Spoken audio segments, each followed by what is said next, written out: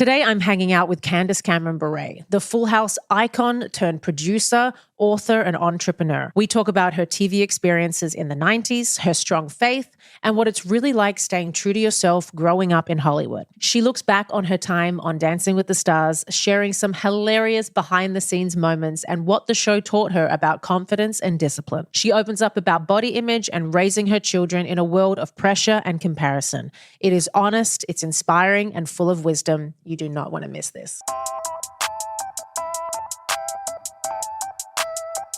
Candace, welcome to the Penthouse. Thanks. I'm so excited to have you here. We haven't seen each other in years. Yeah, it's been a while. Yeah. I'm so happy to be here too. Good. And see your beautiful, gorgeous face. Oh, same to you. You look literally the same as when you did 20 years ago. I don't know how you do it, but you look fantastic. Thank you. I'm sure you get that all the time, by the way. I'll take any compliment. I appreciate it. I'm trying not to age too quickly. You're literally not aging. Oh my gosh. Anyone at home who doesn't know how we know each other, I met Candace on Dancing with the Stars season 18. So just 10 years ago already. It's crazy. It is crazy. I mean, you got third with Mark Ballas, right? Yes. I got fourth with James Maslow. I felt so bad. Like, obviously, I should not have beat you and James. No, stop. Yes. Come on. We know that's true. So when you guys came in fourth. There was a few other people I should not have beat, but that's how the show goes. That's the show. Like right now, it's not just a dance show. We all know that. It's like a popularity contest as well. It's, and you're very popular and you obviously had millions of voters voting for you. So that was such a fun time. Because it was fun. Tell me about when you made the final. Like, what was your feeling? Because I remember you were jumping around like so. But I'll tell you, backstage the whole time, I remember my mom was in the dressing room with me and my best friend, Val, was there and the kids, but I just kept saying, I have to come in third. I have to come in third. I have to come in third. I do not, there's no way I can, I'm going to win this, nor should I win this. Oh my and gosh. I shouldn't even come in second. And I have to place third. And I'm going to freak out if I don't place third because I was barely deserving of being there. Stop. And no. So that was how I felt during the finals. People loved you. Come on. Well, since then, I mean, I feel like your life is so full. It's so joyous. You've got so much love around you with your family. Your daughter, Natasha, just got married. Yeah, I know. It's such a big moment. How was that for you? Like mother of the bride. It's great. I have 2 kids that are married now. And Natasha's wedding was spectacular. It was everything that she and Bradley wanted it to be. And that's the goal, right? To just have an amazing day and surrounded with friends and family. And it's a little different being mother of the bride versus mother of the groom. How so? Tell me. How does that differ? Well, as the mom, you're not quite as involved as mother of the groom because usually it's I don't want to say it's the bride's day, but let's get real. Like the bride's planning essentially, yes. And their family. Okay. So I was a little bit more removed from my son's wedding. Still participated, but I was begging. Yeah. I was like, I'll lick the stamps to mail the invitations. Like however I can be a part of it. I just want to do something. Oh my gosh. But then with Natasha's wedding, I just felt more involved, even though that girl planned everything from top to bottom. She crafted everything. She DIY'd so much of it. And you should see not only the Pinterest boards, but all of the PDFs that she created, all of her mood boards, everything, and then every detail of the wedding. She is such an organized person. And she seems that way. Yeah, it was. Even online on her social media, it's so curated and stunning and beautiful. And it's all her. She creates everything. She films everything. She edits everything. She does everything herself. She doesn't edit things. She does edit things. She edits everything. Wow. So even when because she had a social media person for her wedding to tape things and the photographer, and they did a wonderful, beautiful job. But Natasha chose every single shot that she wanted and was like, film it this way, angle it this way. This is what I want. She has a vision and has it executed. So for me, I didn't plan any of her wedding, but I was like, I was her wingman, and that she was like, Mom, these are all the things. Is there anything that you don't like? Or do you think this is good? And I would just be like a yes or no of like. Did she give you, like, assign you anything for the wedding to take care of, so to speak? Well, I mean, I was in charge of making sure everything was executed on the day. Right. That was the biggest thing. I did other things along the way, just throwing the bridal shower. Right. And just being a voice that she could bounce off of. But on the day, she needed to clear her brain. So I was in charge of managing all the people that were there and making sure it was executed. So there was a little bit of pressure for me, but it was no problem. Everyone was awesome. It's literally the opposite of my wedding. The opposite, okay? I was 6 months postpartum. I actually had told Max, I think around February, I was like, cancel wedding, cancel it. Like, I can't do it right now. Yeah. I'm postpartum. I cannot imagine choosing my flowers. I don't even know what my invitations look like. We hadn't sent out invitations like 4 months prior. So like I want to say like I chose things, but I had very little to do with it being set up. I had things done because I was, you probably might not know the story, but I was severely hungover the day of my wedding. Oh, I didn't know that. Yes. Unbeknownst to me, I had 1 shot and 1 glass of wine, right? Something happened to me on my rehearsal dinner the night before where I couldn't get out of bed until 3:30 p.m. and I was going down the aisle at 7. It was a wild experience. Oh my goodness, I never heard, because I was at your wedding. Yes, I know. I didn't know that. Yeah, nobody knew because I had to go with the doctors in. I had to get a shot in my butt to get out of bed, and I was freaking out. I told Nicole, my maid of honor, she came in, she was like, what's happening? What's the deal? What are we doing? Because she was setting up the tent. She was doing everything. Yeah. I said, tell everybody to go home. I can't do this. It was horrendous. Whoa. Yeah, I'm so glad you didn't. I had no idea. Know anything with me walking down the aisle. But even walking down the aisle, I was treading so carefully because I was like a little bit drugged up. All I remember was one of the most gorgeous women I'd ever seen in that dress that was so big. Like you were the perfect, most glamorous, gorgeous cake topper. Like you were.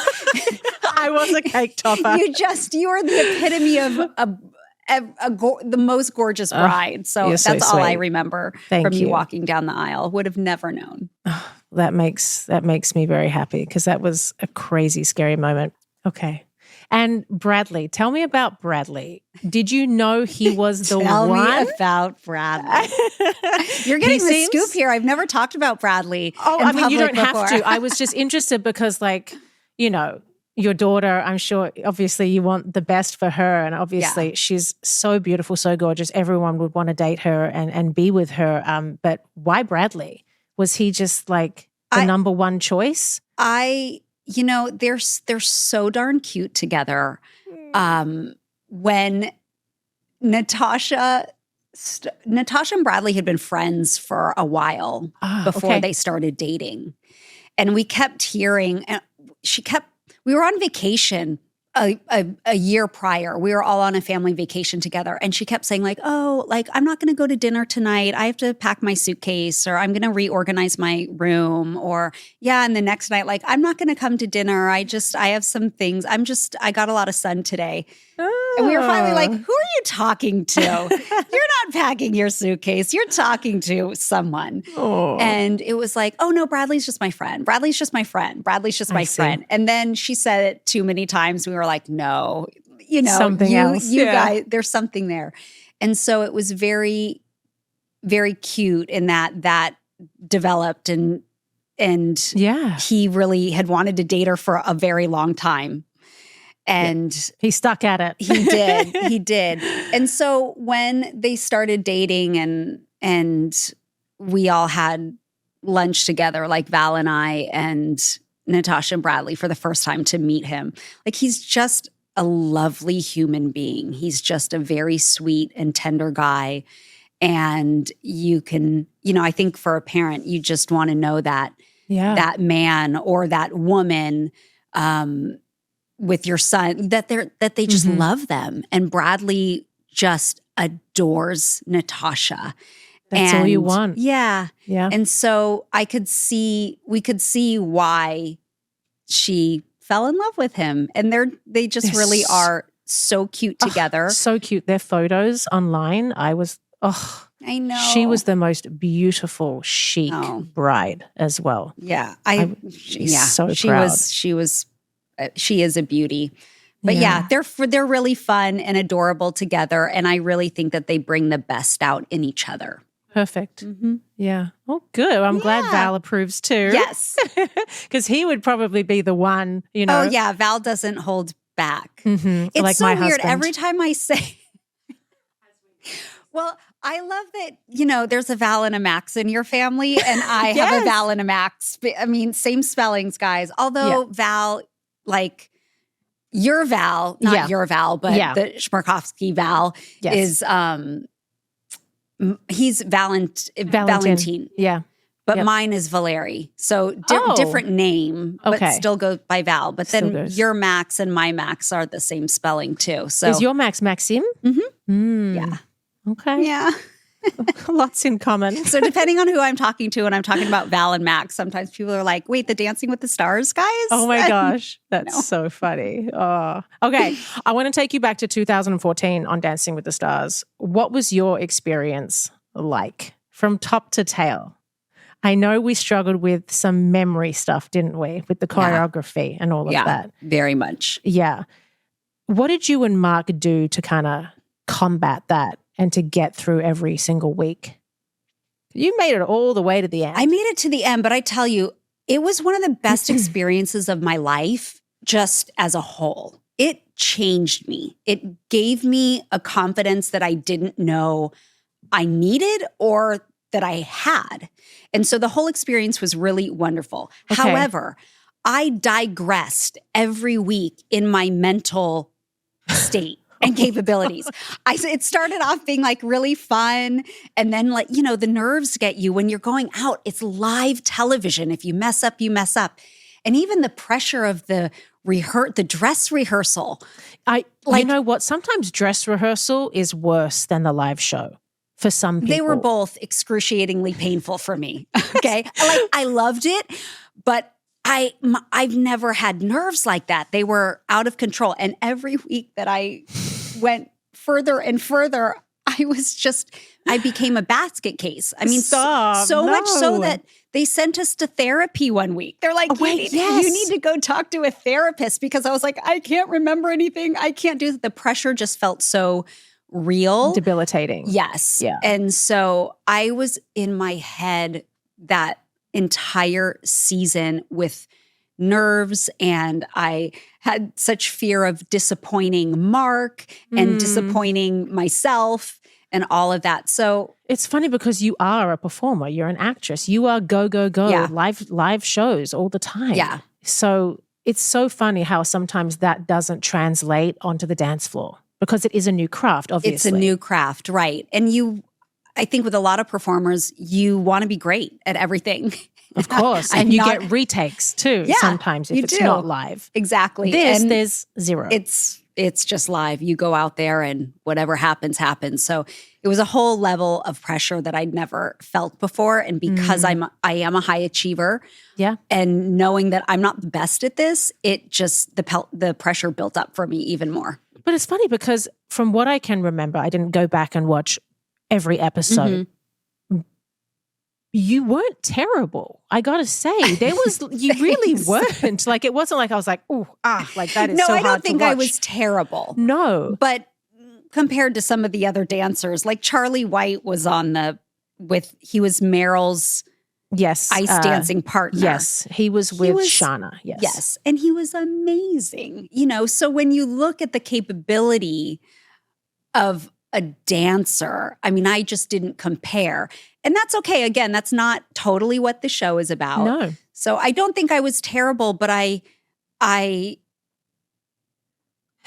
I wasn't great. I was just okay. Well, like the memory stuff, that is an issue that so many deal with. I've had so many partners. Oh my gosh, babe. Most of the last, I would say my last 5 partners have had the issue of they either get it in rehearsal and they're doing it, not, crazy, amazingly well, but they're doing it. And then when you get out there, even in dress rehearsal, it's like a blackout where you can't remember a whole sequence, not one step, and then they can't get back in.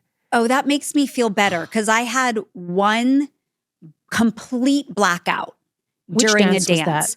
And it was the one that I knew the best, which was so shocking to me. And so it was towards the end, and it was the Viennese waltz. Okay. And it was to a Bruno Mars song. And that dance that week we had 2 dances. And so I had this Janet Jackson, like very was that the black leotard? Yes. Oh, I loved that one. It was that same week. And the Viennese waltz was like the easy dance. And I knew that one. And within the first like 6 steps, I went black, like blackout. There was nothing in my mind. And I looked at Mark and it was like deer in headlights. I had no idea where I was. I didn't know where the song was. I didn't know what I was supposed to do. It was the weirdest feeling. It's a very, I want to say the word debilitating again, and also very scary because also when you get into the ballroom, what most people don't realize, like, I don't know, athletes, singers, actors, whoever gets in there, when you're turning, some people lose where they are on the floor and in the room. Like you can't differentiate between the stage, the judges. You can't see anything. It's so disorienting. So that was also a lot of my problem, that we would rehearse in different rooms every day, depending on where you're assigned. Well, then my brain was so turned around that I'm like, every time, wait, where are the judges supposed to be? Because this is in a rehearsal room. Yep. They're standing there. So the stage is there. And then by the time you get out on the real stage, I was so disoriented, not understanding where things were, which would then throw off the choreography sequence for me in my mind. Yeah, no, it's totally understandable. I mean, we obviously do that for a living, so that doesn't faze us, but it can definitely throw off an entire dance. So yes, Mark was a saint, I have to say. He was. Was he nice to you? Was he? Mark was great. Yeah. Mark and I had one like major argument. Was that on camera? I can't remember. No, it wasn't. Okay. It was because we did a partner switch and I had Tony. Oh, yes. And I had Tony for a week and had a great time. And here's the thing, like I loved Mark. Of course. But Tony was just like, oh, just like feel it. He has a very different teaching style. Got you. He was so relaxed. He was like, don't worry about it. Don't even count the steps. Like just feel it, just flow. Like I'll move you through it, whatever. Oh, I love that. So okay. I had this great week where there was a lot less pressure. And it's not that Mark was this really hard person, but he's lovely. He's great. But after I did that week, I'm talking to, I can't even, was it Erin Andrews? I think that was hosting.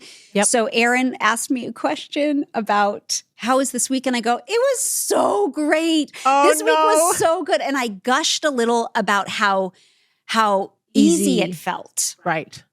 Well, Mark wasn't happy with me. And after, he wouldn't talk to me after. And I was like, what's the matter? And he was just like, that was so rude. Like that you said, I don't remember his exact words, but he told me, he's like, that you made me feel bad. Like that sucked. I'm working my butt off to progress with you and do this. And he's like, you switch up a partner for 1 week. He doesn't really care about you because it doesn't matter for his score. He's like, and then you're gloating over your week. How do you think that makes me feel? And I was like, oh, you're right. I'm sorry. That sucked. But you didn't mean it in that way. It just came out. It wasn't. But when you're in the heat of the show, everything matters. And you did so a good much dance, more. so you would have been so happy with yourself too. So I switched up with Charlie. Yeah. And that was a very that was a different experience. He was very able, obviously, and I literally sometimes just taught him it one time, and he just went, got it, and he was redoing it for me, and like would show me that. That's amazing. It was incredible. Yeah, it's funny how you get, you get the partners that you have to drill, and then when you have a taste of having somebody who's like, oh yeah, I got it, cool, let's move on to the next part. It's wildly different. I can't imagine. Yeah. That's why Mark was a saint, because I was not that person. No. Mark's like, let me dumb down the choreography. I'm like, I can't turn. I literally can't turn. I get dizzy. Babe, that happens to so many people. I mean, the amount of times that we as pros, we have to have plan A, B, and C. Yeah. It's not like I go in with a full routine and everything works. No, I have to chop stuff out, think about other little sequences to put in, dumb stuff down because, I've said in previous podcast episodes that when is it too late to take something out and when is it when is it the right time to be like, I'm so sorry, it's coming out. And they either get pissed or they're happy or, it's different reactions, when they really want to do something and it's like, it's not working. I can't have you going out looking like that. There was one point where Mark was like, here's the choreography. He showed me and I was doing it and he goes, what? I just need you to take like 2 steps backward. And I'm like, yeah, I am. He's like, no, you're like hunching over and like doing this thing. He's like, I literally need you to take 2 steps back. Just walk 2 steps back. I'm like, that's what I'm doing. And he's like, no, you're not. You look so weird. I have to change the choreography. And I'm like, I can't even take 2 steps back. I can't step backwards. Oh my God. Okay. So what was your favorite part about the show though? The confidence that it brought you? Totally. I just felt like I did something that was really difficult and I crossed the finish line. So I walked away from that going, wow, I made it through. Yeah. It did give me confidence. Just to be out there every week. And honestly, I loved everything about it. And I love the camaraderie too. Not that I became besties with everyone on the show, but it's just to develop some of those relationships. I mean, there's still people that I talk to from the show. Oh, really? I talked to Amy Purdy and Meryl too. Yeah, good. And getting to know you and Max and Val was really special. I mean, that relationship developed from the show, and then they were on Fuller House a couple of times. So things like that were so really nice special. of you, by the way, to have them on. That was such a great episode. Wait, thanks. was it 2 or 1? They were on 2. 2 episodes. 2 episodes. Yeah. That was awesome. It was great. I loved having them on so much. I have to tell you one funny story. But it's a Val. It's a Val story. Oh, okay. Are you okay with a Val story? Yeah. Wait, your husband Val? No. Okay. No. Yeah. Because it was that week that I was working with Tony. And again, I think, they all look out for each other in, not all of them. Certain dancers look out for other certain dancers and partners, okay? Because they were so nice. Like Val and Max were super nice to me. And they were like, we love your husband. Like, he's so great. And we, grew up or whatever. That's my Val impression. Yeah. So Val comes up to me. I'm like leaving the studio. I'm headed into my car and Val was not my partner or anything, but he had gone into the rehearsal room and saw me do my dance with Tony. Mm. And so he's like, come here, I got to talk to you. And I'm like, what? And he's like, I saw your dance. He's like, I can't even say the words that Val said because there are a lot of F-bombs. Oh, we love a good F-bomb here, but I understand. It's fine. Yeah. And he was like, you're going to get all these points off. You're going to, I forget what dance it was. Points off? I think it was like is it a foxtrot? No, it wasn't a foxtrot. I'm trying to think of what it was. The one that you did with Tony? Yeah. Could be foxtrot or Viennese. It was tango? No. Hold on. Was it a ballroom in frame? Yes. Quick step? Quick step. Thank you. Quick step. It was a quick step. So he's like, I'm saying this in the nicest way. He's just like, you're not close enough to him. And I go, oh, I said, okay, but I'm just doing what I was told to do. And Tony said that like, I'm going to have all of like a big skirt on. And so like the positioning was fine. And Val's like, no, like they are going to dock you points and it's going to be really bad. And he's like, look, get your effing vagina on his leg. And I was like, my eyeballs popped out of my head. And he was so funny. He was like, look, I'm trying to be anatomically correct here and be polite, but you need to get your vagina on his leg or there's going to be points taken off. True story. He's speaking truth. That's a VOL, vagina on leg. We call it the VOL or the DOL, okay, for the other. But this is a real thing that we talk about. I'm like, lay it on me. Let's go, okay? Oh my goodness. Well, this was like shock to my little ears. And I was laughing so hard. And I was like, oh my gosh, I don't know how I'm supposed to tell Tony that. Like, I really need to put my vagina on your leg. Val told me to put the VOL on, okay? So, no, I mean, again, in the ballroom dances, that's what they will dock you for. Yeah. It's, you have space between you. You should be really closed up. Yeah. So he was speaking truth. But yeah, to hear it so bluntly, it's shocking. It is. Still makes me laugh. It's one of my favorite Val stories. It's a great story. I love that. Well, are you watching Dancing with the Stars now? Latest season. I've seen some of it. I've just been so busy that I haven't watched all the episodes, but I love the show. So I try to watch every season, but I've seen a lot of the dances online through clips. Is there anyone in particular, any couple that you just love watching and are kind of rooting for? I honestly feel like I watch it from a different perspective, that it's not as much as about the person or the celebrity that's there. Okay. I really love, I love watching the choreography. So, yeah.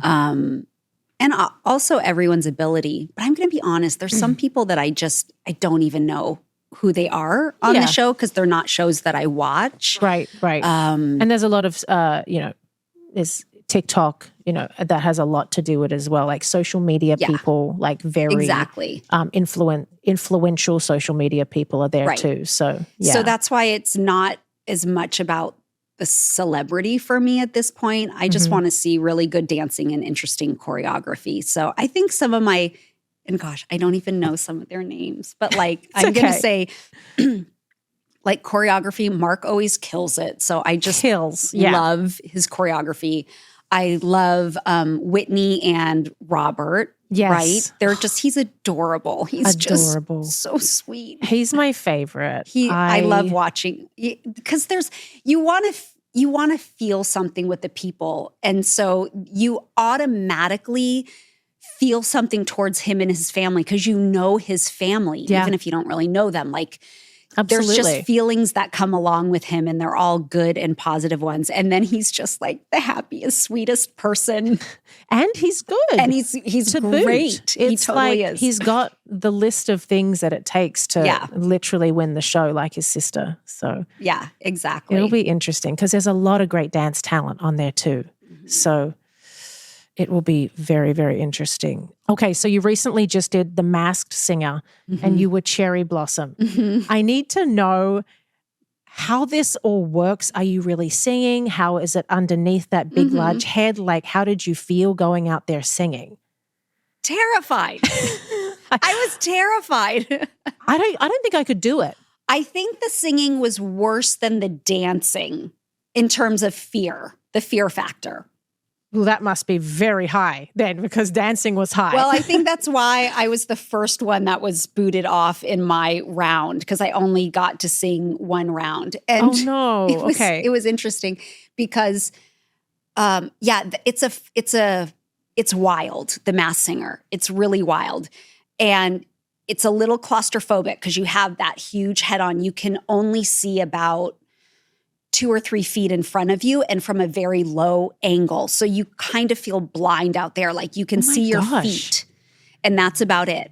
And I had a very light costume compared to a lot of other people's costumes. Okay. But if there's one thing I don't do well, it's singing. So if my dancing was mediocre, my singing is even worse. Wait. Did you train for this? Do you have to be a singer to go on the show? No, you don't. And that's why I was convinced to go, because I watched enough people that are not great singers and they just go out and have fun.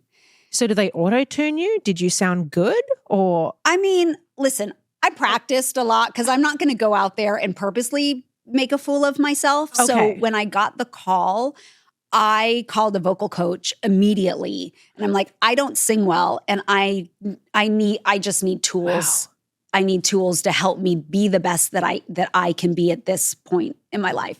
So that's I worked with someone for several weeks and I got my song and I practiced every single day with that vocal coach so I would at least be decent. And I feel like I was. Like when I watch it back, I'm like, yeah. For my ability, I was fine with it. I don't feel like I made a fool of myself. Amazing. So, you've answered my question that you are actually singing under there. Yeah. It's not a track and you're just it's not at all. Because trust me, I was like, can I just live sing the chorus and can we tape I was trying to get out of the live singing.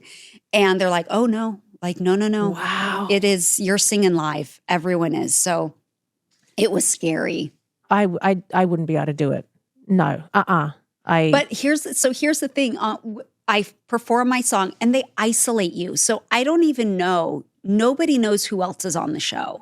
You don't know the other talent. You don't really know even the other costumes that people are in because you go out and perform and then they take you back into a secluded room. Right. So you have no idea until you get on the stage at the very end with all of the other contestants and then they tell you who's going home.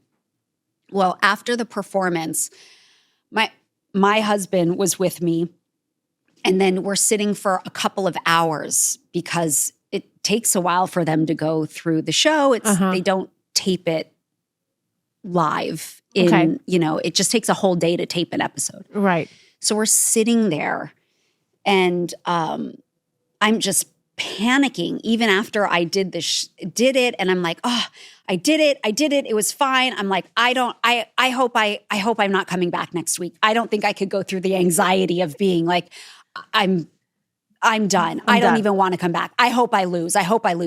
And someone from the wardrobe department comes over and goes, shh. They just said this. They go, oh, crap. Oh, no. Because you're mic'd the whole time. You're mic'd. You have like 2 mics on underneath your costume, and then you have your handheld mic. So she tells me. But usually they turn people off when they're not on. They usually do. But she came in and goes, they're listening. Like, don't say anything. Like, and meanwhile, I was like, I'm done. I have so much anxiety. I don't want to come back. So, of course, I go out on stage and then. Do you think that's why they sent you? I think there's maybe a little bit. Or I could have just been the weakest one, and that's fine too. But I'm just going to say that was a little bit of it, just for my own ego. No, for sure. It's funny when you talk about how they keep you separate and stuff like that, because Max did The Masked Dancer and came in second. Okay. I still to this day don't know how he danced in that full head, because if that's kind of the same where you don't have much going on with your peripheral, is that the right word? Yep. Vision and stuff like that. That would be extremely hard. Like I'm just thinking about that now. And his going in there wearing the mask, nobody can see you, nobody can know who you are. It's intense. Very intense. Yeah. Yeah. Practicing, rehearsing in a mask. I know. So the other dancers don't see who you are. Right. A nightmare. Anyway, funny story though. Before it aired, they give you like a tracksuit sweatshirt with like a saying or like a logo of what the Masked Dancer is. Okay. We walked out for coffee one day on Melrose Avenue. This is years ago. Yeah. And I had it on. And there happened to be a paparazzi and they caught it. And I was like, holy, and it ran everywhere. And we got a call from somebody in particular and they said, who put Peta in that, like now people know that like Max is, doing the show and stuff like that. It was a big thing and it was diffused. I was like, I had no idea. I just took it out of his closet and put it on. Like I had zero idea what this sweat shirt, this hoodie was. Right. They were crazy protective about keeping everything so hidden. It's the same with Masked Singer because they give you a sweatshirt too, but it says "Don't talk to me." Oh, that's what it was. Sorry, I couldn't even think about what it was. The "Don't talk to me." Yeah, that's what I wore out. But yeah, Peta. My bad. Yeah, Max was like, "Why would you put that on?" I'm like, "I don't know. It was just in your closet, and I love big baggy hoodies. You know." Oh my God, nightmare. And you grew up in the TGIF era. Yes. I had to know what this was. Oh, you don't know what that is? I didn't know what that was. You didn't really grow up here. Yeah, I was in Australia. Yeah. So I was like, oh, what is this? This is when I was, just doing a little research and stuff like that. What was that like growing up in that era when everybody watched the same TV shows every Friday? It was the best. Let's just say that. I'm all about co-viewing as a family for television. Beautiful. And that's how it used to be. And I wish they would bring it back in that way. I just think it makes television more special instead of being able to binge everything in a day if you want. And so, I loved growing up, being on the show. All of it was wonderful, but it's really special when you get excited about watching something on a certain night at the same time and you get to laugh together and cry together or whatever. It's just different. Now television, everyone's just separate. They're watching it on their own tablet or their own TV or their computer. Or you can catch up on it later. Like you don't have to watch it at the time with a family, with a big group to... Yeah, it really is a different time for movies and TV, for sure. There's a convenience about it now, which I understand and can be great in certain ways, but it took away the togetherness of watching something as a family or with your friend and making it an event. Totally. I remember even back in Australia, growing up, we would watch the Australian soaps, like what's a big soap here? Like General Hospital. General Hospital, yeah. It would be like Home and Away over there or Neighbours, where Margot Robbie is from, and like very notable people came out of those. We would sit down every night, 7 p.m. and watch it. Or I'd watch ER with my mom and my dad. And it was a good time back then. Yeah. Definitely missed that. You're asking people, so what are you watching? And there's so many different platforms, so many different streamers. Have you seen this? Have you seen this? Have you seen this? Yeah. And, it dilutes the conversation. Okay, changing gears here. How hard is Hollywood for someone like you with your faith, and how do you stay true to yourself? Staying true to myself is pretty easy. I am who I am. And I know who I am. I'm confident in who I am. So that part is easy for me. Navigating Hollywood from a faith perspective has been challenging at times, but it's also been really rewarding at times. After being on Dancing with the Stars, I didn't realize that my faith would be such a big part of my storyline, because I think I came out of the gate like, I'm really worried about the costumes and I don't want to be too sexy, or I don't want to feel uncomfortable in certain even dances with my husband or whatever. Getting too close to somebody. Yeah. And so, but those things all came through on the show. And, it was within a year later that I got asked to join the cast of The View. Yes. So things like that, like I'm never leading with my faith in terms of looking at it as a strategic marketing tool to further my career. I'm just being myself. But because of that, it's also given me opportunity that I never expected. I love that. Did you feel pressure to not wear the costumes and stuff on Dancing with the Stars? Did you get people commenting like, oh, you shouldn't be Oh, I did a couple of times from fans because I made a statement in the beginning and it was really my own concern. And then I think the further the show went on, I was feeling a little more comfortable, a little more confident. You see everyone else. And so I think when I came out in my Little Mermaid costume, people were like, I can't believe you're showing your stomach on this one. And I was like, okay. That's so funny because what else are you going to wear for Little Mermaid? You can't be in a muumuu.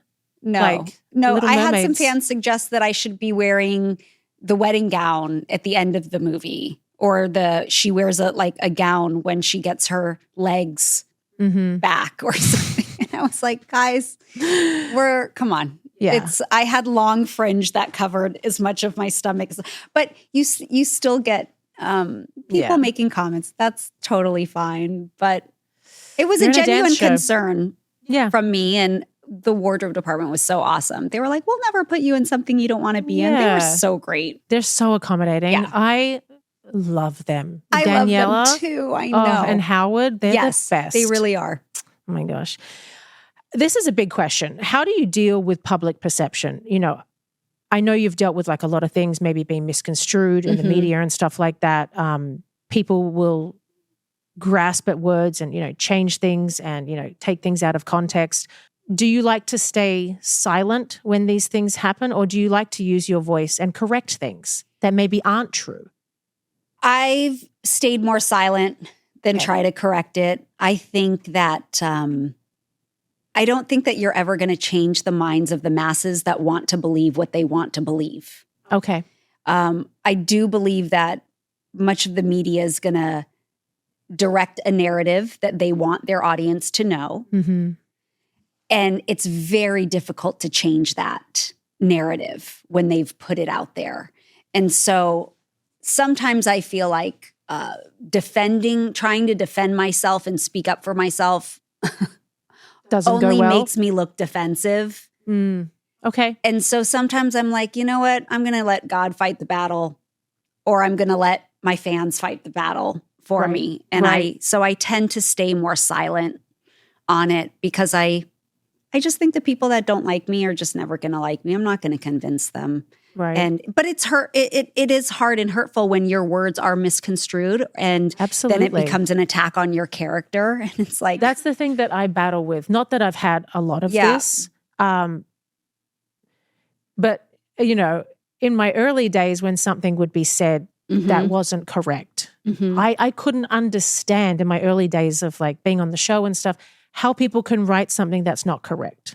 How is that legal? How is that right? Journalism 101. I know. And I had to learn, it doesn't matter if it's true or not. They're going to write anything that they want anyway. So you just have to either suck it up, get thicker skin, or you can speak about it and say it. But just know that when you speak about it, you're adding to it. Yes. Because it's always going to be in the next article that they write about you on a different topic. They're still going to bring up the previous thing where there was drama. And it just continues to build. That's why I've found over the years that sometimes it hurts inside to not speak up. Yeah. But it doesn't often help when you do. That's good advice. I had to learn that along the way too, because it's tough sometimes. Yeah. You have talked about, struggling with body image, before. How did you help your children avoid those same pitfalls? I've dealt with it too, by the way. How do you deal with children growing up in this society, in this, essentially they are growing up in Hollywood too. Yeah. How did you deal with that with Natasha and... I don't know that I dealt with it great. It's a good question for my kids. Okay. Because there's a lot of areas that I know I could have done way better. And I think I became intentional about trying to speak positively about my body, knowing that they would hear the things that I would say. It's always behind closed doors when you're like, I look so fat today. Yeah. I'm so ugly. I'm disgusting. Yeah. You say these things to yourself, but you would never say them in front of your friends, to your children. But yet when they hear mom say that about herself, that's really damaging for them. And so damaging because they're like, oh, if mom can say that about herself, then, or what do I look like? Yeah, exactly. So I was aware of those things, but probably too late, in the sense that I didn't even know how often I said that to myself. And then, there are probably times when my kids were like, Mom, why are you saying that? And then it was, once I became aware of it, I was like, oh, I've got to shut that down. So I don't know that I did a great job in that area as a parent. But you learn as you go. But you learn as you go. I feel like I'm touching on a little bit with my 8-year-old Shy. Mm-hmm. He came to me one day and said, I'm fat. Look at my stomach, Mum. And he's like pinching it. And he's so cute. He's 8. And I'm like, first of all, he's not fat. And how do I keep telling him fat is not a nice word, obviously, to ever use on somebody else too. Yeah. What is the other thing that I'm telling him to say, though? If he's going to be, looking at his body in the mirror and saying something, what are those words that we can use to deflect him from thinking that he's fat? It put me in a position where I was like, oh my gosh, I've dealt with body image issues as well, growing up in the dance world, the ballet world. So I was like, oh, I'm sure. To hear my 8-year-old say I'm fat, it was it cut me. It cut the air. And I was like, don't say that word. And in the moment, he caught me so off guard. Yeah. And I was like, baby, you're not fat. And then, well, was that the right thing to say? Because I don't want him to say, oh, that person's fat, Mummy, over there. I don't want him to then. Yeah. But see, sometimes they don't, at that age, they don't have the emotional attachment to those words or the understanding or experiences that you have felt. So sometimes the answer is as easy as going, oh no, baby, that's not fat. That's your skin and muscle. That's it. What and you move on. Yes, that's what I said. I said, that baby, that's just skin. He was literally holding his skin, but. Yeah. But sometimes you have to control your own emotional reaction because they don't know that can be an emotional thing until they see it on mom's face or dad's face. But when they see how powerful you're reacting to it, they're like, oh, there's something about this.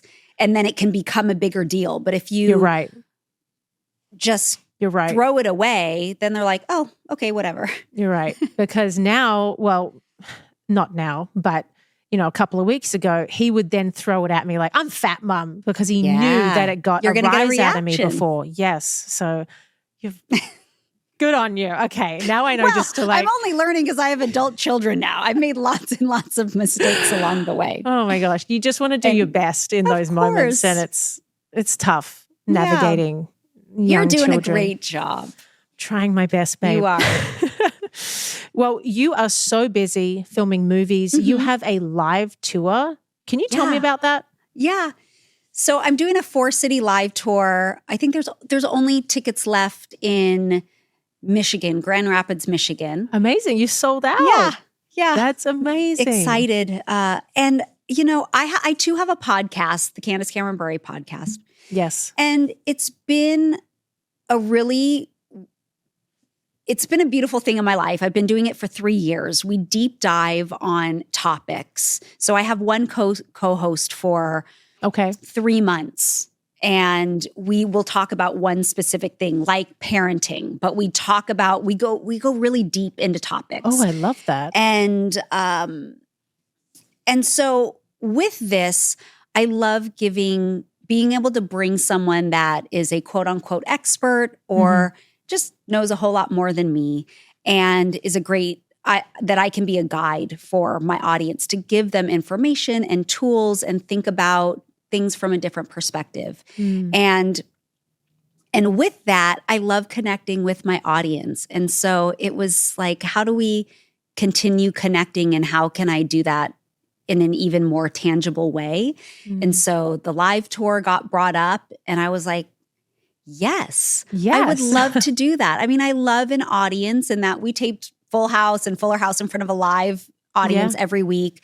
I love that connection. So being able to do things with my audience, I mean, there's going to be a lot of audience interaction and it's 2 hours filled with fun, kind of like great. A girls' night. We're going to have lots of games and prizes, but I want to talk with my audience. Yeah. Not talk at them, but I want to have fun together. Yeah, and interactive. We're going to talk about women's health, and I'm going to talk about my faith too. It's a huge part of who I am.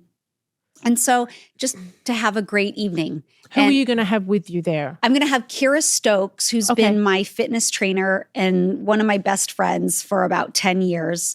And I love watching you guys. Whenever you've put it on, I'm like, oh, she looks great. I want to try that move. Like she seems like a great trainer. She really is. Yeah. She's incredibly informed and she's fun. That's what I really like about her. But she gets the job done too. But she's a whole wealth of knowledge when it comes to the body. So we're just going to talk about women's health and fitness. Great. And I'm just hoping I'm encouraging people to get out there and move in whatever way, shape, and form they want to. But I'm sure you are. To get out and move. And so we are going to be in like the Atlanta area, Knoxville, Tennessee, Anderson, Indiana, and then Grand Rapids, Michigan. And that's November 20th through the 23rd, 4 nights in a row. And then hopefully that is the start of several cities. They wanted to start with a much longer tour. And I'm like, guys, I've never done a tour before. Can we just start with a small one? Yes. It's like we're on a bus and everything. Yes, it's the best. You're going to have the best time. Okay. I honestly miss touring because it's exciting. How many cities would you guys do on the... Like 60? Oh my goodness. More? Yeah. One bus. Well, no, different. I've done different tours. The Dancing with the Stars tours. I've done the tours when I was pregnant with Shy, and Max and Val started their tours. Yeah. And then I came in on the second tour and I was a part of it with them. It was the best time, truly. Even taking your kids along too, like whenever they want to jump on the road is so much fun for a family to be a part of that. And just getting up and like, oh, where am I today? Like, I'm in Denver. Let's go see where the best coffee shop is. There's just so many fun things to go and experience. But I think it's going to be great. I'm so looking forward to it. And then they're talking about a lot more cities for next year. But I was like, I just need to test it first. I don't know what bus life is like. Well, that's the thing. Like, you have do you have any tips for me to make, aside from putting my feet towards the driver? Yes, because you don't. Yeah, if they stop, sure. But what are some good bus life? You need to be cozy. Are you in like a back bedroom, or do you have bunks? Everyone's in a bunk. Everyone's in a bunk, but I can choose if I'd like the back bedroom or a bunk. I would just say in general, make sure you bring your own bedding, all the comfy stuff, the cozy rugs, the blankets, the pillow that you love, because I did not know this when I was first touring. I just came with my suitcase. And then, if you like to sleep a certain way, you want to have the luxuries from your house. Bring everything that makes you comfortable. Okay. Stock up on all your favorite snacks and just make sure it's all stocked. So if you're in a place where they don't have things that you don't love, then you've got it all on the bus. Okay. But yeah. I'm most concerned with the bathroom situation. Yes, it's not fun. There's been many a time where people can you pull over, please? Yes, there's a no poop thing. Yeah, going. You can't poop on a bus. You cannot. That's just irresponsible and very disrespectful to the other people. So that's what I'm concerned. Do you just tell the driver, or you're trying to? I just don't know how my body's going to regulate when when it's time, it's time. I know, but that's also embarrassing. You knock, knock, knock at the driver. Hey, I gotta go. I gotta go number 2. And then it's just, I remember before he had to pull over, I think it was me and Lindsay from the show. We were running around the woods trying to find somewhere to poop because everything had closed. The arena had shut down. We tried to get into the arena again because we were about to leave to go to the next city, and everything had shut down. They had closed all the doors. Security was up. And we're like, well, it's the woods. So we went out and did our thing in the woods. But you don't want to do that. No, I'd prefer not to. Yeah. I'd prefer not to. Did you guys get a hotel room when you land in a city for showers, or did you use arena showers? We used arena showers. Okay. And maybe once a week on the day off, they would give us the hotel room. Okay. Yeah. But you didn't have to use it if you love the bus. So it's kind of like you're in college, you just bring a little basket, your towel, your everything into the arena. That was my next thing, yes. have like a little to-go bag that comes with you when you go into the venue. Okay. Because you don't want to bring in your big suitcase every time. No. You want to take just what you need for the venue, like, hair stuff, makeup, undies, change of clothes, deodorant for the day, Okay. I know you're not there all day, but I'm sure you're going to be teching and rehearsing and stuff like that. So yeah, you want like a little travel bag to go in. Okay. All right. I might be calling you later for some more tips. Please do. Please do. I have a ton. I want to hear about your Rise and Renew, your new devotional coming out. I've written several devotionals over the years. And what is a devotional for people that might not know, though? Oh, sure. So a devotional is a book that expands upon scripture from the Bible. So this is a 30-day devotional. So every day you would open up and basically read 4 pages. Okay. And in that is a little story from me that is based upon a particular scripture that I've pulled out from the Bible. Okay. And then it's interactive. So then I'll ask questions for you to think about it. And then a little call to action to do something. And maybe that's going to be like, spend some time in prayer today, or journal how you feel about this and that, or write a card of gratitude and give it to someone that you are fond of. So there's a little call to action. And it's about, 5 to 10 minutes every day that you read through. And Rise and Renew, the whole book is focused on bringing hope when you're in a season of despair or grief or just hardship, if you're just going through a rough time. So it's based on 2 Corinthians 10:5, which is taking every thought captive in your mind and giving it to God. And it's to renew your mind in what He has called you to do and who He says that you are. And what do you mean by giving it to God? Like, how do you describe that? If you are in a space and you're saying like, I can't do this, I'm worthless, nobody cares about me, you're thinking these types of thoughts. Okay. When I say give it to God, I'm saying come to a place of surrender and maybe in silence by yourself, whatever your posture looks like, whether into a time of prayer and talking to God, whether you want to close your eyes or you want to bow your head or be on your knees or flat on your face on the floor, whatever that is for you, giving it to God is saying, God, I'm having these feelings. I feel like I'm worthless. I feel like nobody cares about me right now. My life isn't where I wanted it to be. And so I surrender that and I want to give it to you. I want to give all of my feelings over to you to handle. And tell me, this would be my prayer. I'm saying this as if it's a prayer. Yeah. But tell me, God, who you say that I am. And God's word will say, well, you are fearfully and wonderfully created. I made you and know you full well. And so nothing was hidden from me when I made you in your mother's womb. When you repeat scripture like that to yourself, that, oh, I'm intentional. God made me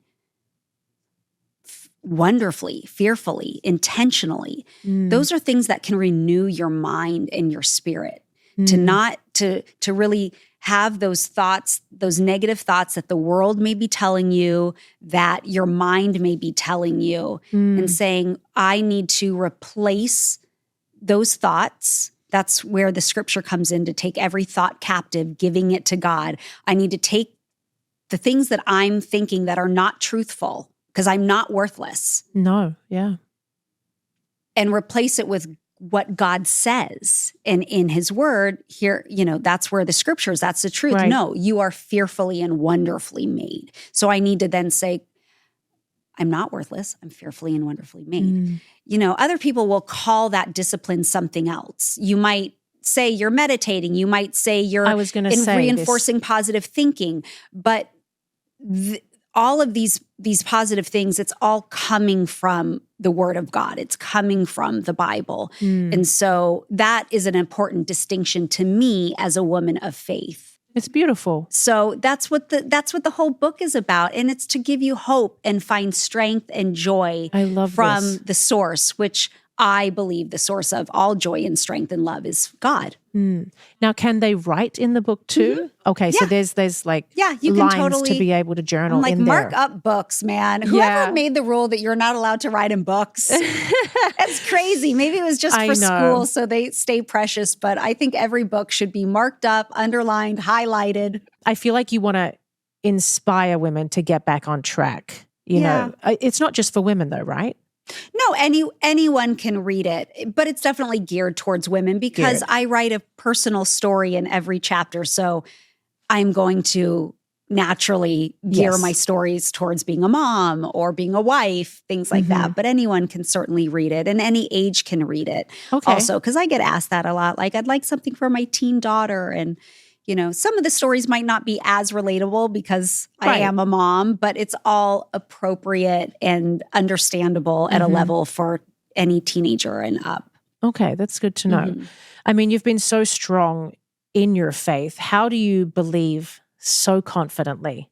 It's such a good question, and that's it's what faith is. It's believing in something that you cannot feel or see or touch.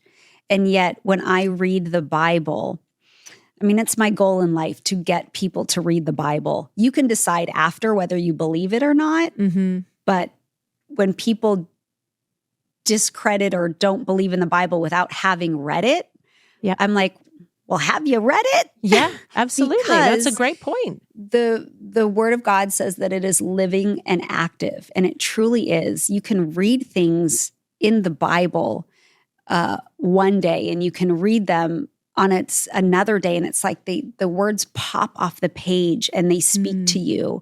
But without going into apologetics and theology, in faith, I know the Bible to be true because I have felt God in my life. And it's not just about a feeling. I mean, again, you can go into apologetics and have someone debate it that is much more intelligent than I am as to why all of these prophecies have come true. And that is worthy of belief with all of these eyewitnesses in the Bible. But the truth of it comes down to I feel, I speak, I have a relationship with God in that way. And I just can't imagine doing life without him. I'm trying to, hold on, I just want to articulate this a little bit better, more than just a feeling type of thing. But I think that when God reveals himself in someone's life, it doesn't have to be a dramatic event or story, but you know it to be true. And so sometimes it's hard to explain until you've been there. And then, and I mean, I can speak that all the evidence is there, but what it comes down to is just you have to experience it. You have to experience it, but but in faith, I trust in God. I trust that the Word of God is true. I trust that the Holy Bible's true, and I want to live my life in a way that's pleasing to honor God and follow the ways in which He wants us to do life, because I believe He has the best in mind for every one of us. Now, has there been a time in your life where you haven't believed, or you've had moments of doubt? I've never doubted the authority of God, but have I had a lot of big questions for God? Like, why would you do this? Why would it be this way? Why am I going through this right now? Of course. And God's a big God. He can handle all of our big questions and all of our doubting and all of it. But since I was 12 years old, when I said, God, I want you to be the Lord of my life. Like, I believe in you. I believe that Jesus is the Son of God. I believe that you died for my sins. I believe that the only way to heaven is to be reconciled to you through the blood of Jesus. If that goes over your head, I mean, I can break that down in a smaller way, but that is the gospel of Jesus Christ. And when I said that when I was 12 years old and say, I believe this to be true, I've never doubted his existence or authority since. Now, was this through your parents, or is this something that you took on all by yourself? It was partially through my parents. We started going to church at that age. When I was 12 years old, it was the first time we started going to church. We never talked about God in our house. But then my parents were going to get a divorce, and then friends invited them to church for counseling. And so that kind of exposed us to church. Okay. And I just loved it immediately. So obviously Val as well, your husband, he is totally on the same page as you, right? He is. And that's how you connected. And well, not as much in the beginning, because I was 20 and he was 22. Okay. And we both would have said, oh, we're Christian, like we believe in God, we believe in Jesus, but we didn't go to church, we didn't read our Bibles. And so we weren't in any way have any type of relationship or practice with God. So on a fundamental level, like we were in the same place. Right. But when my spiritual life really started growing and I started reading the Bible and it became very important to me, Val was like, okay, what's going on? And then I was like, I want to start going to church. And he was like, okay, we can start going. And we did, but he came to faith a few years after me. Okay. He needed more time to read and discover and pray and understand and decide whether he believed it to be true or not. And he does. So we're on the same page today, but our growth journey has looked different over the last 30 years. And I'm sure probably maybe if he didn't believe, maybe that would have been a different outcome for you guys. Absolutely. Possibly. Absolutely. Yep. It's such a big conversation. It's a huge conversation. Yeah. No, Thanks I'm listening for even with asking intent. the question and letting me talk and share. No, I love this. I'm very much, I've been to church a couple of times. Yeah. Okay. I never grew up in a super religious household. We went to, I think it was Christmas Eve Mass a couple of times with my family. I was christened in the Anglican church. I was never confirmed. We never continued that. And I've always been really curious as to what it would look like if I ever sort of got back into it and would start going to church again. And what would that look like for my family? Yeah. I think I would love that. I think you would. Yeah. And it's never too late to start. Right. And if I could encourage you in any way, because you have a friend in me. So yeah, let me be a resource to you of any questions that are nothing is too big or too small or too dumb or too whatever.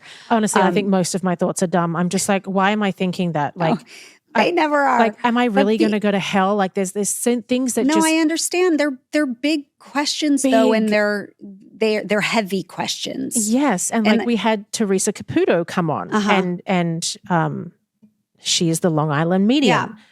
And in the comment section, of course, there's Christians in the comment section that do not believe in what she does. They do not believe she is speaking to, the spirit of my father and stuff like that. They believe that is it's an evil spirit. Evil spirit that is coming through to her and giving her information.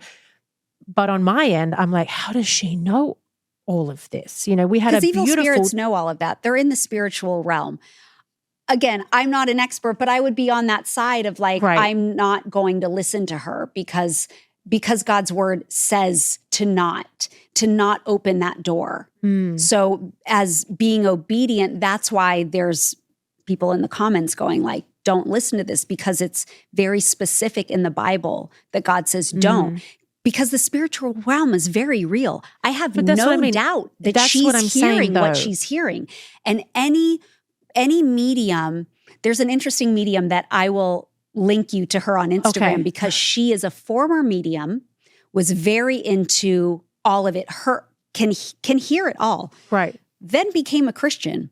Interesting. Okay. And now she understands that isn't a world that she's supposed to be a part of. So from a biblical perspective, it doesn't mean that you aren't given certain gifts and can hear things, but whether you utilize them or not is a whole different discussion. But that's the thing. The reason why she is because she's helping people. She's giving the information out. Like, she's telling me things about my father that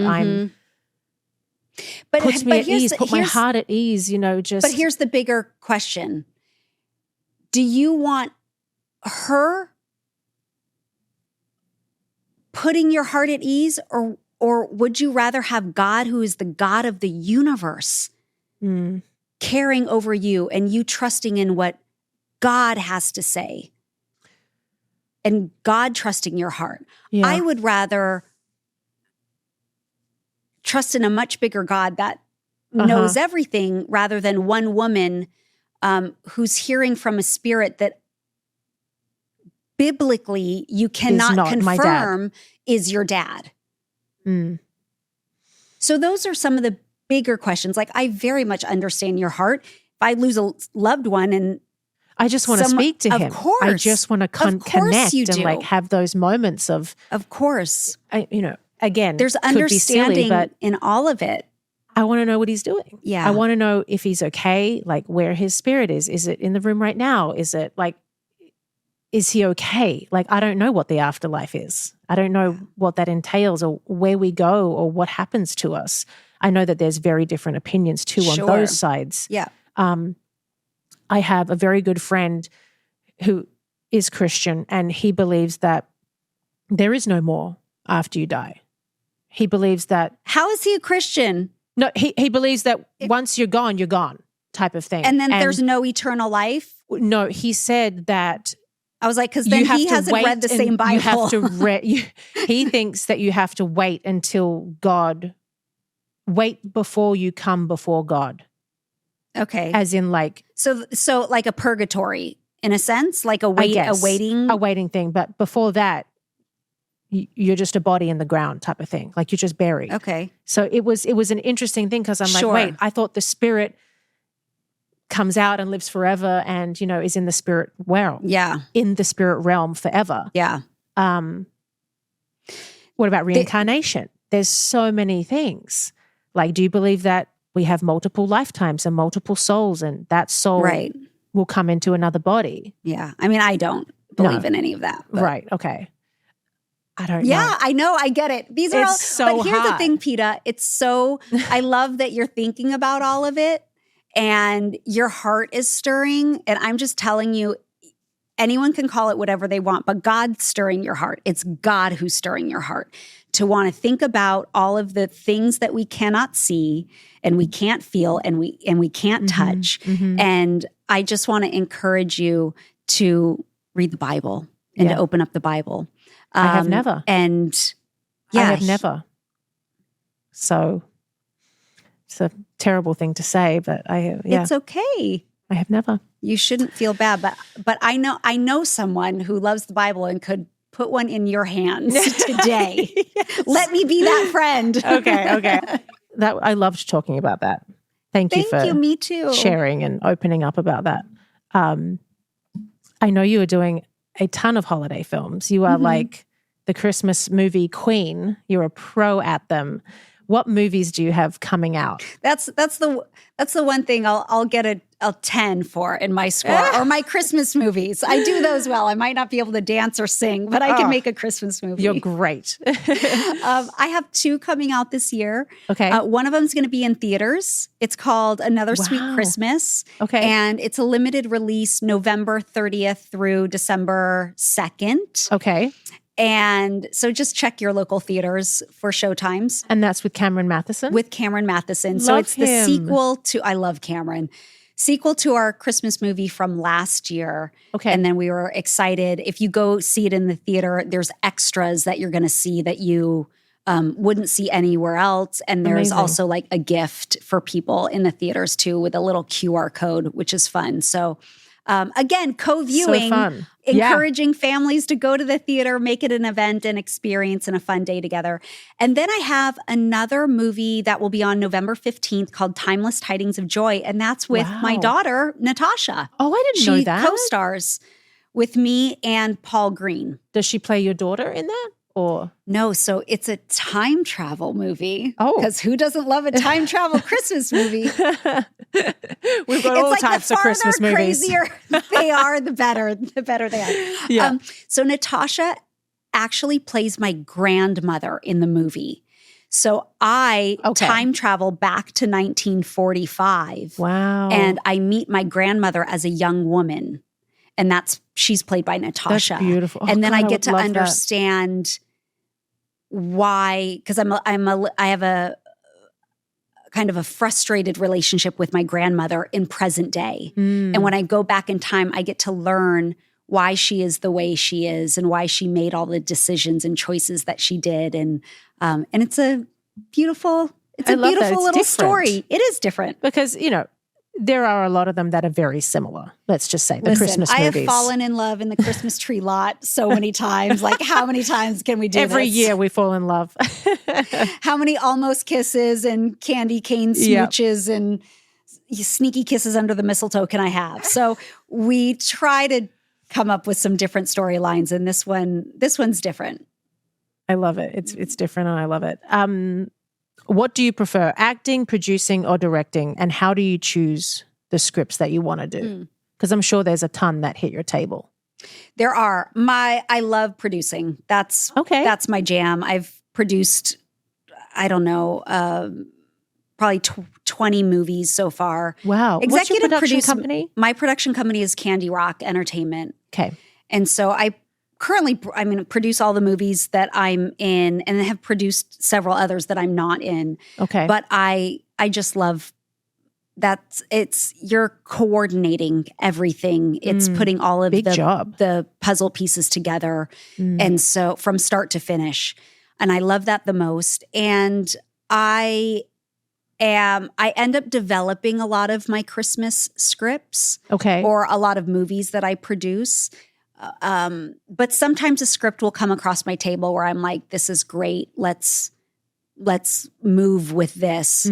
But I have very specific things that I'm looking for within all of my scripts. So it just depends if What's they one hit thing that note. that you look for immediately when you read a script?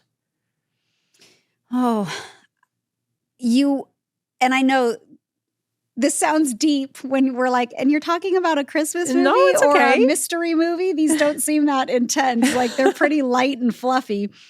But you are looking for character development and depth within that. I'm always looking for a point of redemption within a story. That is probably the biggest key takeaway. You want to go on a journey with someone. Yeah. And of course, we always want the happy ending in that, but you want to see someone learn and go through an arc and come out a better person. I think that's the biggest theme. I love that. Last question. Okay. How do you keep your marriage alive and so good with Val? You're known for having a beautiful, long-lasting marriage. And, in this day and age and in this environment and in Hollywood, it's hard to come by. Let's be real. Yeah. So what works for you guys, and how do you keep it so good and respectful and beautiful? Yeah. Thanks. We've been married 29 years, and we have a very wonderful, strong marriage today. It hasn't always been that way. You go through lots of ups and downs over that amount of time. Of course. And any married couple knows that. Yeah. If any married couple says that it's been perfect for 30 years, I think they're lying. Anyone who says a relationship is perfect all the time is fully lying. Yeah. Let's be real. Totally. For us, especially when we went through rockier times, a lot of it comes down to communication and honesty, which can be the hardest things to talk about in a relationship. And also looking in the mirror and self-reflecting, because there's a lot of things that you don't want to see in yourself. Right. And that is part of what marriage is that you are refining each other.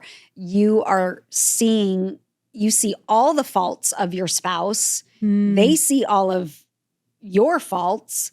But I think the purpose and goal of marriage is to refine them and make them more beautiful each day that you're together.